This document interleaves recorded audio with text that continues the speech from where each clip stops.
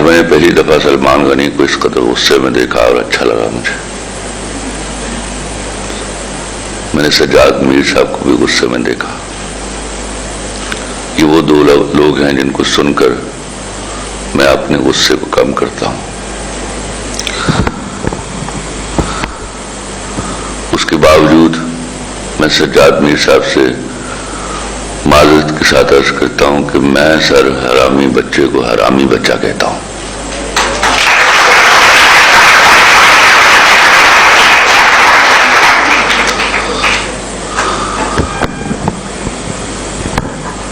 میرے نگران وزیر اعظم نے اگر فلسطین کے حوالے سے کوئی مذمتی بیان نہیں دیا تو اس کی مصروفیت کو دیکھیے. وہ مسلسل پچھلے کئی مہینوں سے ہماری نگرانی کرنے میں لگا ہوا ہے.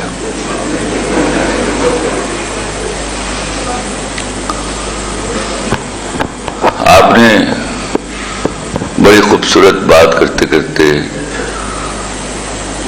چابک دستی سے ایک لفظ بدلا اور میں تالی بجاتے بجاتے رہ گیا. آپ نے کہا اگر ہم عربوں کی حکومتیں نہیں بدل سکتے تو اپنی حکومت کو سمجھائیں. کہنا آپ یہ چاہ رہے تھے کہ اگر آپ عربوں کی حکومت نہیں بدل سکتے تو اپنی حکومتیں بدل لیجیے. اور یہی صحیح لفظ ہے. میں آپ سے عرض کروں میں فلسطین کے کرب کے تاریخی حوالوں پہ نہیں جاؤں گا کیونکہ یہ دونوں مجھ سے بڑے آدمی ہیں اور ان کا علم بھی اس حوالے سے بہت زیادہ ہے. لیکن میں آپ لوگوں سے پوچھنا چاہوں گا اور آپ لوگوں کو بتانا چاہوں گا. آپ لوگوں نے کبھی سوچا ہے کہ گنڈا کیسے بنتا ہے؟ گنڈا تب جنم لیتا ہے جب ہم اس سے ڈرنے لگتے ہیں. 75 سال جس میں ہم نے اسرائیلیوں کو گنڈا بنایا وہ ہمارا خوف تھا، اس سے بھی اور اس کے ابا امریکہ سے بھی. ہمارے خوف نے ہمارے اندر کی وہ رمق پیدا کی ہے جو بجھنے کا نام نہیں لے رہی. مجھے اور آپ کو جب ان دلاسوں پر رکھا جائے گا کہ اگر خدا نہ خواستہ ہم نے منہ بھر کر امریکہ کے خلاف کوئی بات کر دی تو ہماری امداد روک لی جائے گی. تو جب آپ نے امدادوں پر زندگیاں گزارنی ہیں تو آپ کو نہ احتجاج کا حق ہے، نہ کسی کو دل میں برا کہنے کا حق ہے، نہ آپ کو کوئی برائی ہاتھ سے روکنے کا حق ہے. 76 سالوں سے آپ کب تک ایک بھکاری قوم کا روپ دھار کر دنیا کے سامنے کھڑے رہیں گے اور اپنے حقوق کی بات کریں گے؟ بھکاریوں کے کوئی حقوق نہیں ہوتے. ہم جو ہیومن رائٹس کی بات کرتے ہیں کتنی رسپیکٹ دیتے ہیں بھکاریوں کو، ہمیں نہیں معلوم. کوئی دوسری تیسری بار مجھ جیسے باتیں کرنے والے کی گاڑی کا شیشہ بھی کھٹکھٹائے تو مجھے غصہ آ جاتا ہے. اور آپ تو مسلسل 76 سالوں سے ان کے شیشہ کھٹکھٹا رہے ہیں. آپ نے کبھی نہیں سوچا IMF کیا ہوتا ہے؟ اس میں جو فنڈ کریٹ ہوتا ہے اس میں کیسے منی پول کیا جاتا ہے، پیسہ پول کیا جاتا ہے، اس میں یہودیوں کا حصہ کتنا ہے؟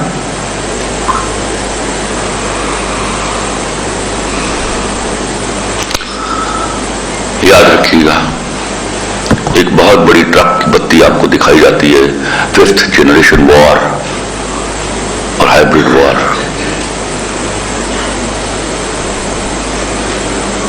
خدا کی قسم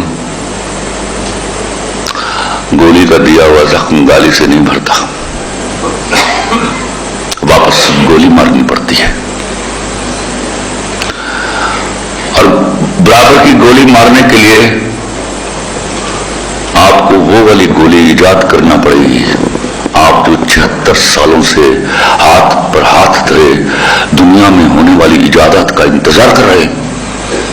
بے شرمی ہماری یہ نہیں ہے کہ ہم کچھ کر نہیں پا رہے، بے شرمی ہماری یہ ہے کہ ہم کچھ ایجاد نہیں کر پا رہے.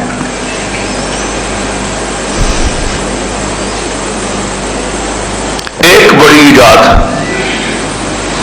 آپ کو طاقت ताकत के उस पेडिस्टल पर खड़ा कर देती है जहां लोग आपके सामने एहतजाज करेंगे, आप लोगों के सामने एहतजाज नहीं करेंगे।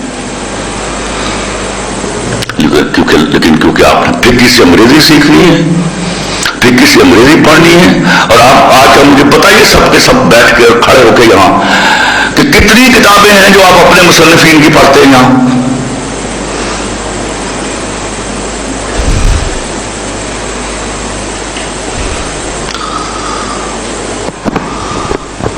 आपके सिर्फ जिस्म बारूद से चल नहीं है, आपके ज़हन भी बारूद से चला है। वो एक ज़बानी बारूद है जो आपके दिमाग में घुसा और आपके रगो पे में सरायत कर गया।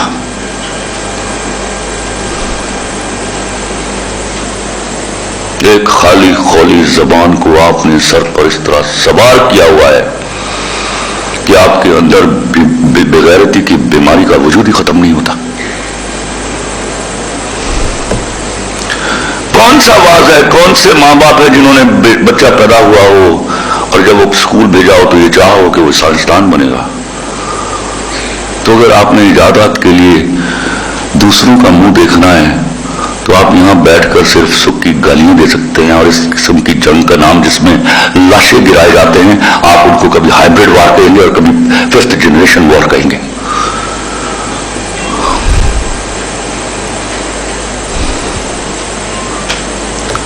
याद रखिएगा मेरी बात, मैं कब तक जीऊंगा, लेकिन एक बात आपको मेरे मरने के बाद भी याद आया करेगी। इजादात नहीं करेंगे तो इसी तरह दुम हिलाते रहेंगे उनके सामने, प्रोटेस्ट करते रहेंगे।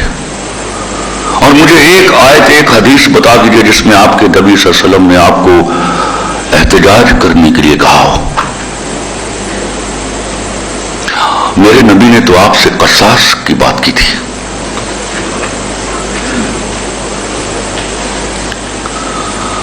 आप मंतक पर आ जाइए।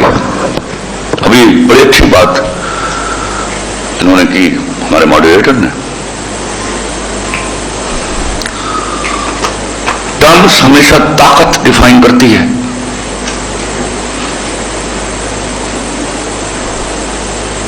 तो आपके लिए, फलस्तीन के लिए, कश्मीर के लिए राह निजात सिवाय ताकत के कुछ नहीं है,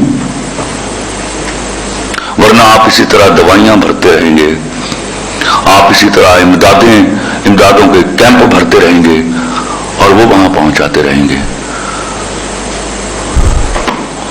जख्म हमारे बदनों पर क्यों लगते हैं, शहादतें हमारी क्यों होती हैं?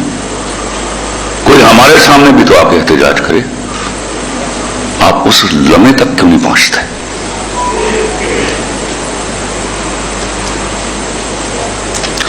पूरी जिंदगी में एक वाज में किसी मौलवी को यह कहते हुए नहीं सुना कि तुम लोग इजादात करो। मैं बार बार इस बात पर जोर देता हूं। आज वहां बैठे हुए बड़े बड़े, रोज तुम लोग घंटों अपने सेल फोनों की कारकर्दगियों के बारे में बात करते हो। आपसे टेक्नोलॉजी छीन ले तो आप धरे के धरे रह जाते हैं, जैसे कहीं 4-5 हजार साल पहले की दुनिया में हो। ये औकात है हमारी, भिखारियों की यही औकात हुआ करती है।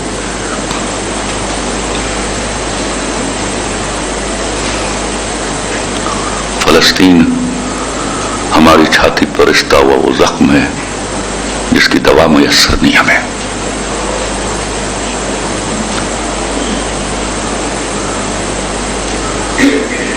और मैं तो इस बात से डरता हूं कि आप उनसे लड़ने के लिए भी उन्हीं से असला खरीदते हैं,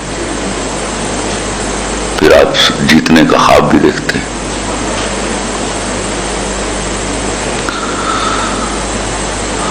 आपका मकसद हयात अगर ताकत नहीं होगा तो याद रखिएगा, कमजोरों के लिए इमदादें हुआ करती हैं, भीख हुआ करती है, इंसाफ नहीं हुआ करता। Thank you very much.